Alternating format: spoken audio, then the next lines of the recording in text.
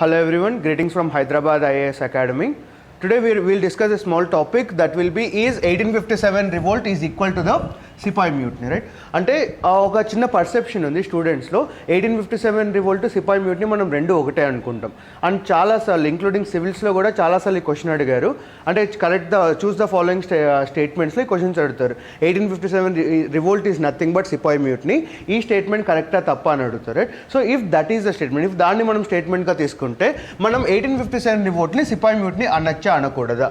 ఇలా అనుకున్నప్పుడు చాలామంది, నాకు 90% of students will think Sipayi మ్యూట్ని 1857 revolt రెండు ఒకటే. బట్ కొద్దిగా మనం డీప్గా అనలైజ్ చేస్తే సిపాయి మ్యూటినీ వేరు, 1857 రివోల్ట్ వేరు. ఎలా చెప్పగలం? ఫస్ట్ ఇన్స్టాన్స్లోనే వీటి పేర్లోనే మనకు డిఫరెన్స్ ఉంది. ఒకదాన్ని మనం సిపాయి మ్యూటినీ అంటున్నాం, ఇంకోదాన్ని మనం 1857 రివోల్ట్ అంటున్నాం. ఒకదాన్ని మ్యూటినీ అంటున్నాం, ఇంకోదాన్ని రివోల్ట్ అంటున్నాం. అంటే రెండు మనకు 1857లోనే జరిగాయి, రెండు 1857లోనే జరిగాయి, రెండు ఆల్మోస్ట్ ఒకే టైంలో జరిగాయి. కానీ మ్యూటినీ వేరు, రివోల్ట్ వేరు. సో ఇప్పుడు మనం కొద్దిగా డీప్గా వెళ్దాం. అసలు ఒక జనరల్ నాలెడ్జ్ సబ్జెక్ట్ని మనం ఎలా చదవాలి? ఈ జనరల్ నాలెడ్జ్లో మనకున్న హిస్టరీ కానీ పాలిటీ కానీ, you take any subject in the general knowledge, మనం అనుకుంటున్న హిస్టరీ పాలిటీ జాగ్రఫీ సబ్జెక్ట్స్ వేరు, జనరల్ నాలెడ్జ్లో ఉన్న సబ్జెక్ట్స్ వేరు. సో దాన్ని మనం ఎలా ఈజీగా డిఫరెన్షియేట్ చేయాలి అంటే ఫస్ట్ మనం మీనింగ్ ప్రకారం వెళ్దాం. 1857లో ఏమైంది? 1857లో మనకు ఒక రివోల్ట్ వచ్చింది. అసలు రివోల్ట్ అంటే మీనింగ్ ఏంటి? What is the meaning of revolt? ఒక్కసారి మన లైఫ్ గురించి ఆలోచించండి. మన లైఫ్లో ఎప్పుడన్నా మనం రివోల్ట్ చేసామా? సో ఒకసారి మన లైఫ్లో ఆలోచిస్తే then you will get the clarity. అసలు రివోల్ట్ అంటే ఏంటి, తిరగబడ్డం అంటే ఏంటి? తిరుగుబాటుని మనం రివోల్ట్ అనం, ప్రతి తిరుగుబాటుని మనం రివోల్ట్ అనం. మనం కోపం వచ్చిన ప్రతిసారి మనం తిరగబడతాం. సో కోపం వచ్చిన ప్రతిసారి తిరగబడేదాన్ని మనం రివోల్ట్ అన్నాం. రివోల్ట్ అనేదానికి ఒక ప్రత్యేకమైన స్థానం ఉంది. సో ఈ రివోల్ట్ ఎప్పుడు వచ్చింది? 1857లో వచ్చింది. అసలు ఒక దేశంలో రివోల్ట్ రావడానికి కారణం ఏంటి? అంటే మన దాంట్లో మనకు 4 స్టెప్స్ ఉంటాయి. ఆ 4 స్టెప్స్ ఏంటి? First you will be having something called as reason. ఒక రివోల్ట్ రావాలి అంటే ఫస్ట్ థింగ్ మనకు రీజన్ ఉండాలి. ఈ రీజన్కి బర్నింగ్ టైం ఉండాలి. ఈ బర్నింగ్ టైం తర్వాత the most important factor that will be called as trigger. And 4th step will be explosion. ఈ ఎక్స్ప్లోజన్నే మనం we call it as revolt. అంటే రివోల్ట్ రావాలంటే ఫస్ట్ మనకి ఎన్ని స్టెప్స్ ఉన్నాయి? టోటల్గా మనకు 4 స్టెప్స్ ఉన్నాయి. బట్ రివోల్ట్ అవ్వాలంటే మనకు ఖచ్చితంగా a person should pass through this all the 3 steps and finally you'll be getting something called as revolt. నేను ఒక చిన్న ఎగ్జాంపుల్ తీసుకొని ఎక్స్ప్లెయిన్ చేస్తాను. సో మన లైఫ్లో మనం ఎప్పుడు రివోల్ట్ చేసాం? కోపం వచ్చిన ప్రతిసారి మనం రివోల్ట్ చేయము. ఫర్ ఎగ్జాంపుల్ మన అమ్మ నాన్న కానీ ఎవరైనా ఏమన్నా అన్నప్పుడు వాళ్ళు అన్న వెంటనే మనం వాళ్ళ మీద తిరగబడతామా అంటే వాళ్ళ మీద మనం తిరగబడం.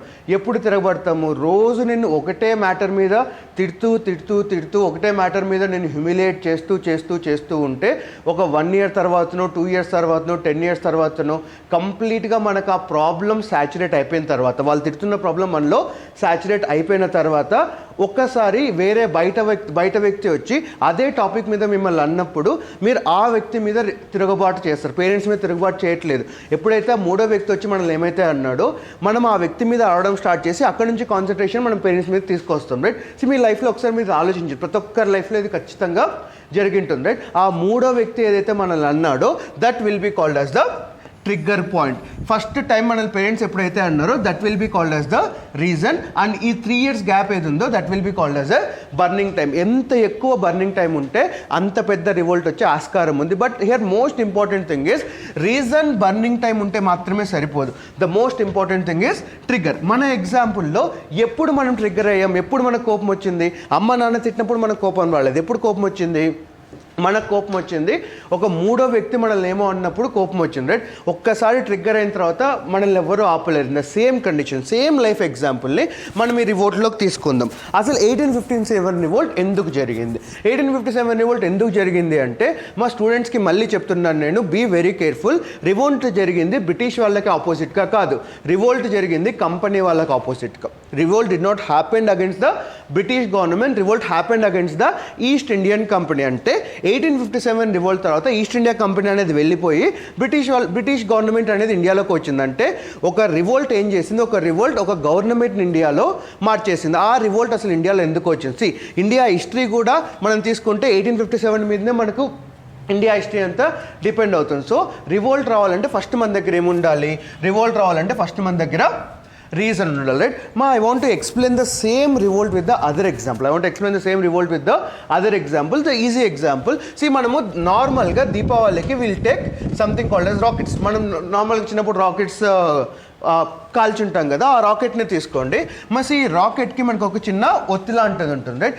ఈ ఒత్తిడిని నేను అంటిస్తాను. ఎప్పుడైతే ఈ ఒత్తిడిని అంటిస్తానో that will be called as an reason, right. ఒత్తి అంటుకుందంటే ఒక చిన్న ఇగ్నిషన్ అనేది అక్కడ స్టార్ట్ అయ్యింది. ఆ ఇగ్నిషన్ ఏమంటాం మనం, that ignition will be called as reason. So నేను ఒక మంట అనేది స్టార్ట్ చేశాను. ఆ మంట మెల్లగా ఏమవుతుంది, ఒత్తి కాలుకుంటూ పైకి వెళ్తుంది, రైట్. సో ఎప్పుడైతే ఇది కాలుతుందో దీన్ని ఏమంటాం మనం we call it as burning time, right. దీన్ని మనం బర్నింగ్ టైం అంటాం.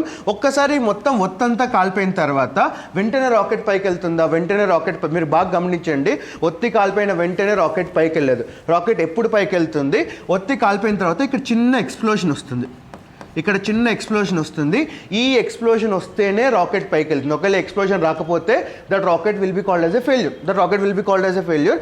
అంటే which is most important, rocket పైకి వెళ్ళాలంటే ఏది ఇంపార్టెంట్, రీజన్ కాదు, బర్నింగ్ టైం కాదు, ఏది ఇంపార్టెంట్, ఇక్కడ వచ్చే చిన్న ఎక్స్ప్లోజన్. ఆ ఎక్స్ప్లోజన్ని మనం we call it as trigger.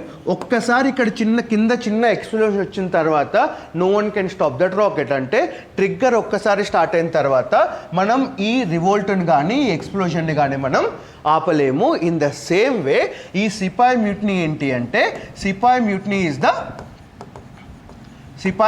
Is the trigger of 1857 revolt. అంటే సిపాయి మ్యూట్నీ ఒక ట్రిగ్గర్గా యాక్ట్ అయింది. సిపాయి మ్యూట్నీ వరకు ప్రజలంతా ఒక ఇగ్నిషన్లో ఉన్నారు. ఎందుకు ఇగ్నిషన్లో ఉన్నారంటే ఈస్ట్ ఇండియా కంపెనీ మనల్ని దోచుకుంటుంది. ఎలా దోచుకుంటుంది, మన దగ్గర ట్యాక్సులు తీసుకుంటుంది, మన అగ్రికల్చర్ ప్రొడక్ట్స్ తీసుకుంటుంది, ఫారెస్ట్ లాస్ అని పెట్టారు, కమ్యూనిటీ లాస్ అని పెట్టారు, కల్చరల్ లాస్ అని పెట్టారు.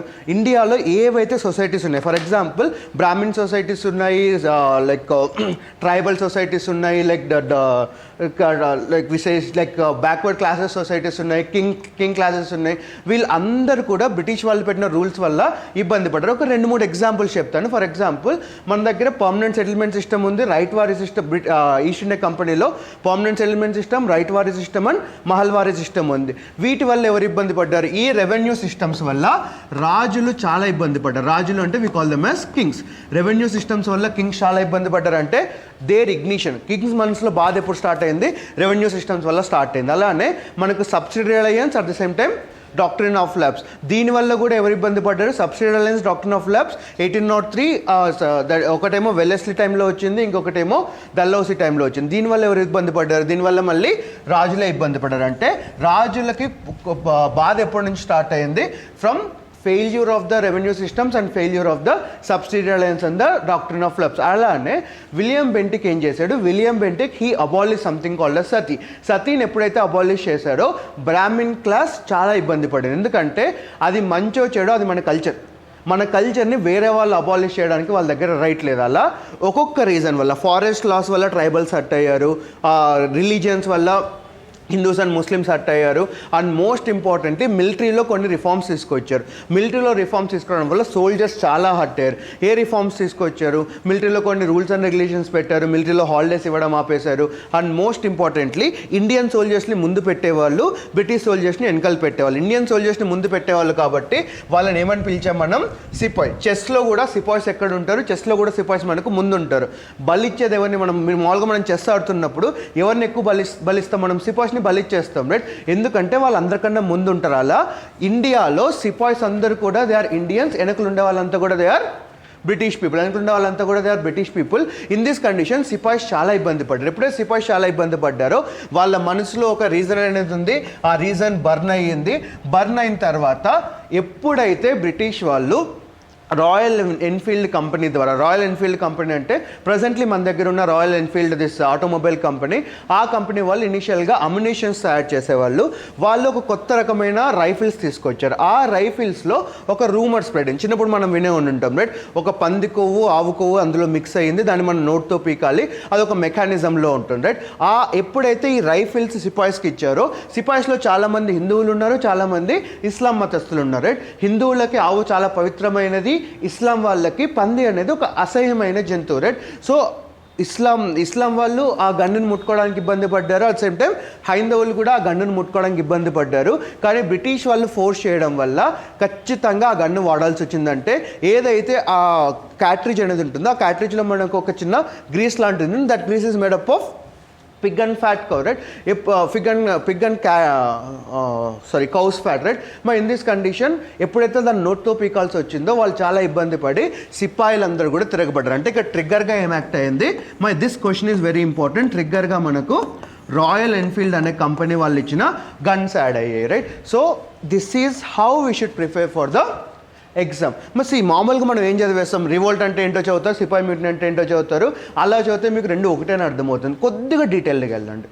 మనం ఇక్కడ తీసుకుంటే లైఫ్ ఎగ్జాంపుల్స్ తీసుకున్నాం. So my advice to the aspirants, ఎవరైతే ప్రిపేర్ అవుతున్నారు, ఏ ఎగ్జామ్ అయినా అవ్వండి, అది గ్రూప్ 4 అయినా అవ్వనివ్వండి, సివిల్స్ అయినా అవ్వనివ్వండి, ఏ చిన్న ఎగ్జామ్ అయినా అవ్వనివ్వండి, దాంట్లో general knowledge is exam important. పెద్ద ఎగ్జామ్ అయినా అవ్వనండి, జనరల్ నాలెడ్జ్ మాత్రమే ఇంపార్టెంట్. జనరల్ నాలెడ్జ్ అంటే 3 పాయింట్లు మనకు. ఎందుకు, ఏమిటి, ఎలా. మీరు గమనించుంటే నేను రాసింది కూడా అవే. ఎందుకు, ఏమిటి, ఎలా. మరి ఏ దేంట్లో అయినా ఈ 3 చదువుకోండి. ఏ సబ్జెక్ట్ అయినా, ఏ పాయింట్ అయినా ఈ 3 చదువుకోండి. You will never fail in your preparation and you will get the exam in the first attempt. So again I'm saying, civil services కానీ వేరే జనరల్ నాలెడ్జ్ ఎగ్జామ్స్ కానీ ఇవి చదివితే రావు, నేర్చుకుంటే వస్తుంది. ఈ నేర్చుకోవడం అనేది ఎప్పుడు? నేర్చుకోవడం అంటే ఒక సబ్జెక్ట్ని మనం అనలైజ్ చేయాలి. సో ఇప్పటివరకు మనకు తెలిసిన సిపాయి మ్యూటనీ వేరే, మనకు తెలిసిన రివోల్ట్ వేరే, మనకు తెలిసిన సిపాయి మ్యూటనీ వేరే. కానీ ఇప్పుడు మనకి ఏమర్థమైంది? సిపాయి మ్యూటనీ వల్ల ఒక రివోల్ట్ అనేది వచ్చింది. సో ప్రతి దాన్ని ఇలా లింక్ చేసుకుంటూ చదవాలి. మరి ప్రతి దాన్ని ఇలా లింక్ చేసుకుంటూ చదివితే our preparation will be very very simple and very very perfect. Thank you.